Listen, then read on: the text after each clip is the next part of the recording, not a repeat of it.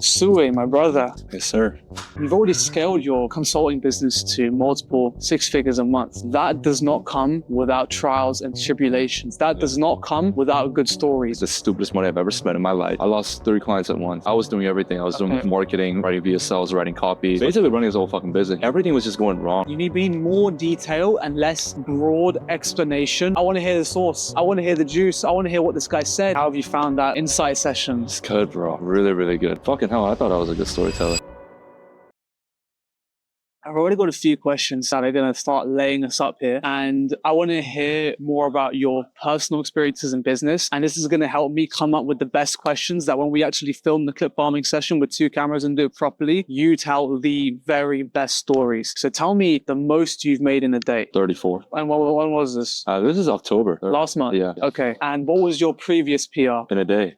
20, 22, 24. Oh, that's quite a jump. Okay. So what was running through your head on that day? Bro, the buildup was actually insane. It was 14 days of complete dry. It was a dry spell. It was the same month where we did 25K in 15 days. And on the 16th, we just did a 30K day and we're back on track. It was kind of like a sigh of relief, like, okay, about fucking time. Because the amount of work that I put in the first few weeks that led to no result was like, damn, you know? And I just kept on going. And then the 30K hit and it was just and like then it proof showed that like, hey, what I'm doing is right. Let me just keep on doubling down and doing this thing. So it was more of a sigh of relief than anything. More Because it was a shit month. We can leverage that fact because most people hit 34K a day and they'd be like, oh, you know, I was hyped, you know, the team were hyped. And you were just like, oh, thank fuck, you know, which is a bit different to how most people would assume. So there's a good story time there potentially as well. What's the most you've spent in a day? I'm a fucking Jew, bro. So the most I spent in a day is probably like 7 racks. On what? On a watch? Spent 5K on a table, which I very, very regret. I regret that so bad. That was like the stupidest money I've ever spent in my life. And I'll never do that again. And then I spent like another like 2K on shopping that same day. It was after a good month, 151K. It was like for my birthday. So it was on my birthday. Spent 2 racks in Selfridges, just buying that shit. And then also spent it on the club. So 20th birthday celebration after a 150K record month. Very, very valid. But overall then, not quite the spender though, no? Not a spender at all. Just stacking the cash. Stacking cash. How do you allocate it? Do you invest it? Yes. 90% of my money goes to index funds that my bank arranges. Average like a 5 to 10% return every year. So it's actually pretty stable, nice. bro. Bro's got that pension mentality, bro. Bro, literally. I'm Asian, bro, you know? Yeah. Ain't trying to lose a lot of money in crypto after all that work. So I'm doing that. And then a bit of money in watches. The moment we hit 300, I'm going to buy a Patek. Going to be a Aquanaut. Beautiful, beautiful watch. So my money is a bit in watches and stuff. Diversified a bit. Yeah, like a lot of it is in index funds. Nice. A lot of it into stocks. Nice. I'm smart with money. All right, interesting. Okay, cool. Worst day in business. And then you say after the dry spell. Worst day in business is probably taking 6 sales calls and closing 0. All of these 6 calls had over 10 to 20K budgets. So I probably lost around 60 to 120K in one day in, you know, hot potential deals. And yeah, I just fucked it. Like I was completely out of my own head. I was just not in the mood to take sales calls and I was just trying to get over it. This sounds fairly recent then, no, right? Can we go further back? Yeah. Let's go 2 years back. This is too recent. Like, let's say like on the come up. I lost 3 clients at once. So I was in my growth up days where clients were paying me 5 figures a month. Okay. I lost 3 of them in one day. Holy shit. And basically everything that I built up to that point where, you know, I wanted to scale, I wanted to do good, just kind of vanished like that. And so that's when I was like, yo, I can't actually rely on these guys paying me 5-figure retainers because they can just cut it like this. 3, they all churn in the same day. Yes, bro. It's actually really cool. Holy. And then eventually I was like, yo, what the fuck am I doing? Like, why am I relying on these guys to do all this for me? Let me build my own business. Let me run my own shit. And then that's when I scaled and that's when I did my own. I get that. Can you walk me through that day though, more clearly? Oh, I woke up to a message where the guy wanted to churn. This is my highest earning client. Okay. He was paying me like 15K a month. Okay. And what were you doing for him at the time? I was doing everything. I was doing the full stack growth up, marketing, writing VSLs, writing copy, placing editors, placing setters, managing the closers. Basically running his whole fucking business. He said, hey, I don't want to do it anymore. So I'm like, okay. Did he give a reason? He just wanted higher margins because I was taking 20% in this business. So that's when I realized the entire model was flawed because people always want to... They don't want to give that much, yeah. Everyone's a Jew at heart. Everybody. That eventually kind of led to this happening. And then, because my clients talk to each other and then they saw that he churned and then another one churned. What the fuck? It was actually cooked, bro. It's like a domino effect. And then... So at the time you were making how much a month roughly? 15, 20. What? Net with all the clients or? Those 3 clients, how much were you making a month? Those 3 clients were making like 20, 25. Yeah. Altogether making 25K a month. Yeah. So it wasn't crazy. So if I ask you what's been your worst day in business, it's hands down the day when I went from 25K to $0 in one day. I lost 3 clients back to back. That is a real loss. I didn't sign any clients today. Fucking boo-hoos. Like your business collapsed in one day. That's crazy. Have you talked about that? No. Bruh. This is What's the sauce, bro? This is what I mean, bro. All of you entrepreneurs all have crazy shit that you don't even remember. Yeah. So like, we have to play Inception and fucking go into your psyche, bro, and get this shit out. A good thing we're recording it all there. So that's really good. We can definitely play with that. Okay, who's the biggest fraud you've met in the online space? There's too many, bro. There's too many. You don't have to give names. You just give a story. Maybe when you found out they were a fraud. Guy I was working with, huge industry leader. I'm talking like 300, 400K months. I thought he was big shot. Had the Lamborghinis, had the Uruses, had the Cadillacs, had everything, you know, all the cars. The life that you would dream of and the life everyone was working towards. He hired me to basically help him build systems. I found out he had zero fulfillment. He had zero fulfillment. And he had, I believe, like 20 video modules that were 2 minutes long, 2 or 3 minutes long each. Clients were dissatisfied. He was getting a chargeback every 3 days. Damn. And people were always complaining. Like everything was just going wrong, bro. And so on the outside looking in, it was like, wow, this is amazing. He's doing extremely well for himself. And then when you look back behind the curtains, it's a shit show. There's refund requests. There's things that you don't see. There's things that he never talks about. This is the same guy that was preaching how important fulfillment is. But fulfillment's dog shit. And I realized like his whole marketing, his whole face that he put on the front and his marketing was a facade. It was like a whole lie to get more clients. Is there like a climax here where like everything just accumulated and you were like, oh, I have to leave now? Or like, what was the ultimate decision from working with this guy that ended up happening? I realized like I could only do so much as a contractor because at the time I was a contractor. He hired me as I was running my own business. I was already doing 50 to 100K a month. So I was a contractor going into his business. I'm like, this is a shit show in itself. This is a burning dumpster. And it's only a matter of time until shit hits the fan and everything gets out. So I might as well disassociate myself right now before everything gets out. And it actually did.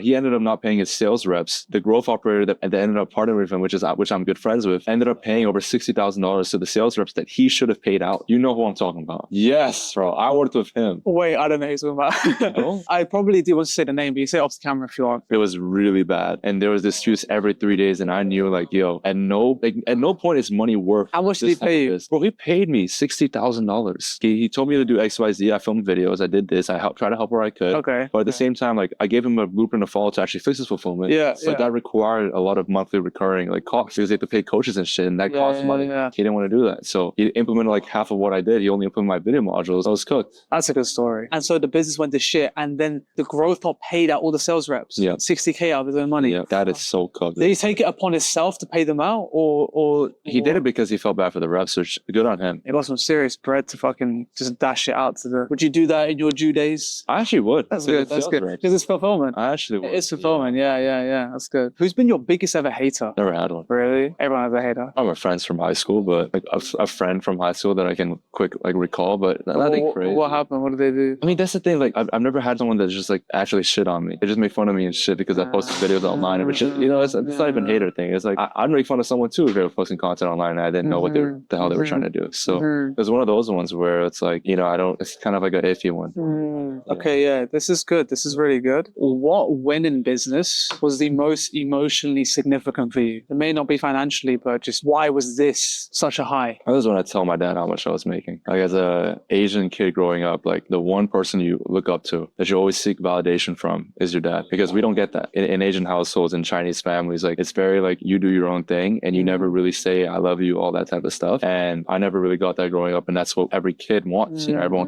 every kid wants validation, especially since my dad was very successful in his businesses and all that.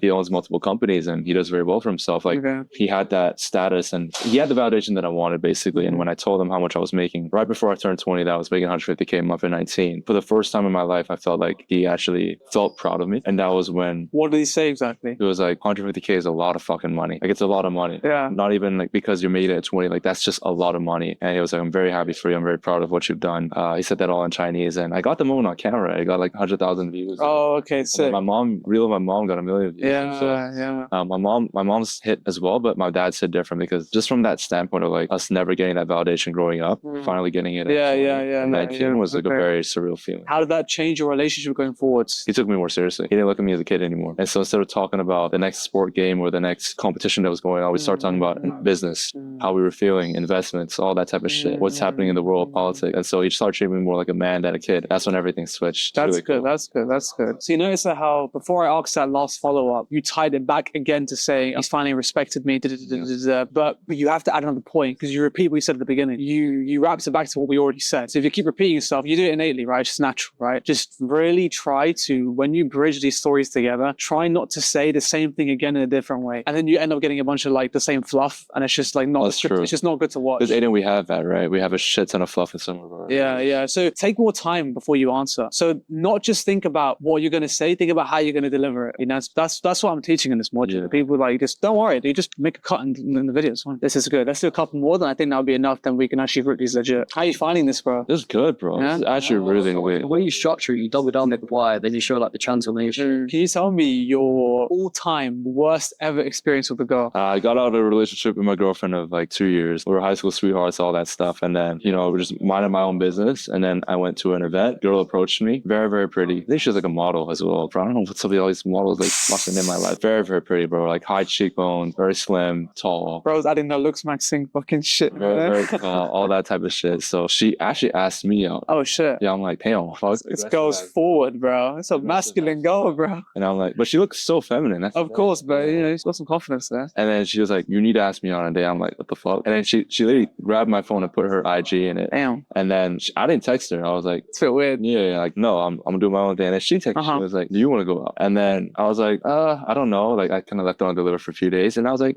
yeah, I don't have anything going on. Why not? You know, let her fly, whatever. Have a bit of fun. And then we went out and she asked me. So I was under the assumption that like, we'd probably split. Yeah. Because it's like, you asked me, I didn't ask you. If I asked you, then I'd pay. Yeah. And the bill came and she sat there and she just looked at me. I looked at the bill and I looked back up at her and she was looking at me. And you know, the thing is like for me, I don't mind paying the bill. Yeah, I got yeah. enough money and all that. Like that's not a problem, but it's like, principle here. there's a principle. And she did not want to fucking pay that bill, bro. How much was the bill? It was like 100. That's nothing. Yeah, It's like, if you're gonna ask for a date or some shit, like, you know, I just feel like, you know, you should actually take the initiative. And I was just looking at her and seeing what she was doing, and she didn't do anything. And so I paid the bill. And then like we went on a few other dates after that, and I realized like, yo, this girl is not budging. Like she is not gonna pay for anything. And I just stopped seeing her. And so like it's not a crazy story, but the thing about that story was like, I don't like paying for the first date. I don't like paying for dinners and covering the bill because that sets a unrealistic expectations that everything is on me, even when you're not my girlfriend. I only pay for you and take care of you when you're my girlfriend and when I have a commitment to you. If I'm just getting to know you, why the fuck am I paying for the bill? We're splitting that. I'm not trying to get anything out of you. You shouldn't try to get anything out of me as well, especially if you're the one asking. So a lot of people think that, hey, you're rich, you make this amount of money, you should cover the bill. I don't think I should, bro, because you're not my girlfriend. I have no commitment to you. That's good. You wouldn't talk about that though? I think I could, but I don't know if I'd talk about the story. If I'm not the one asking, I shouldn't be paying the bill. That's good. That's a good point. There's a nice story there, you know. Oh, I think there's a good story or a good point around the fact that people will buy a program like yours or anyone's, but they won't do the work and then they'll blame the course. Yeah. And you'll have people in there who are probably, obviously, eventually some will complain about this, about that. 100%. Have you got any specific case studies here where this has happened? 100%. Okay, look at this man, bro. He's got some shit here right now. Man, if I was looking at that person right now, like, oh my gosh, but like it generally pisses me off. And Aiden knows what I'm fucking talking about. I will add to this as well.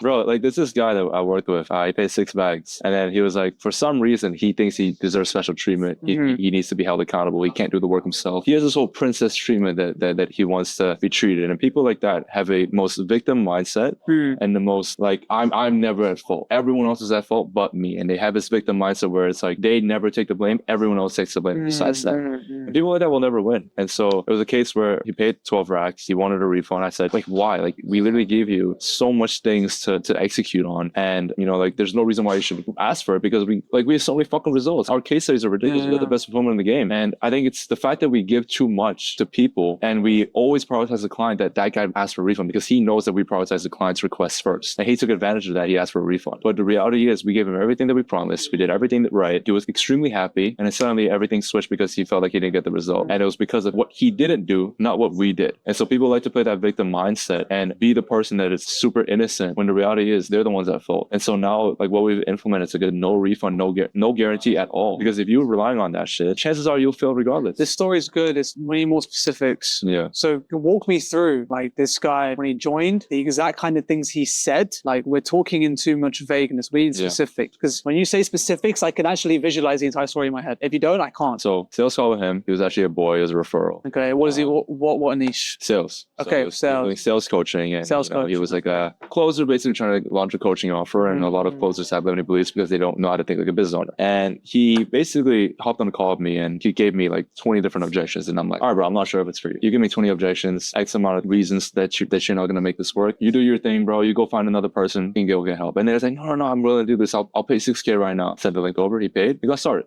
Everything was smooth. And then a few weeks kicked in, and then he was just giving a shit ton of excuses on why he wasn't doing it. We're giving a bunch of things to do, like, hey, post X amount of content, do this, do that. Wasn't fucking doing it. We were like, why? He was like, I'm being a bitch. I need to do it. It was the same excuse over and over and over again. And then eventually the excuse didn't come from him. It came from him blaming us, where it was like, oh, you guys aren't holding me enough accountable. And it was the victim mindset. He played into the victim and being the person that, hey, it's not my fault, it's your fault. And then he played into that, and then eventually it was just like a whole shit show where he needed extra accountability. I was like, I'm not gonna give you that support. You're being a little princess. Like, are you gonna scale business or what? He didn't end up scaling. Long story short, Aiden can add to this. And it's the same situation where he joins as motivated.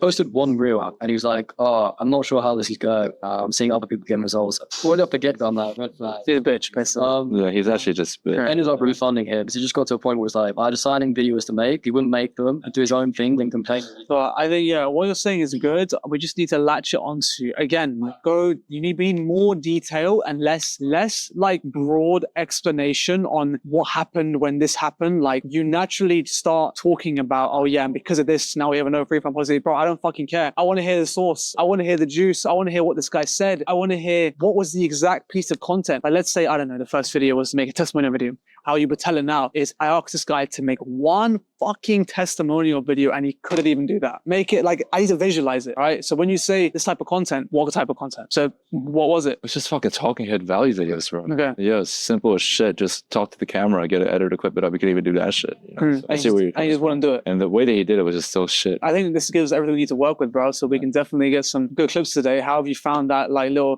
insight sessions? It's good, bro. Really, really good. I feel like fucking hell. I thought I was a good storyteller. Like, actually, I thought we had a good personal brand. You are good on camera. Yeah. I'm still learning as well, you know? So much of this is how you say things and in what order you say them. And is everything intentional or are you going in circles? Because sometimes you do go in circles. You will give me the overall top explanation. For example, like with the girl from earlier, you said at the beginning, when you're not my girlfriend, we should just split it. And then you talked about how you guys didn't split it. And then you went back to say, and she wasn't my girlfriend, so we didn't split it. But I started to pay. Now, you already told me that. Yeah. Instead, transition to, and now the girls I only meet whenever I meet them. So now add to a new point. Let's get a new point, piece of context here. Instead of like, because we're going up the ladder, but you go back down a step and then you go back up. You just got to keep ascending. That's it, bro. We're going to cook. That was fun. I really enjoyed that. And so you will hopefully see some of these pristine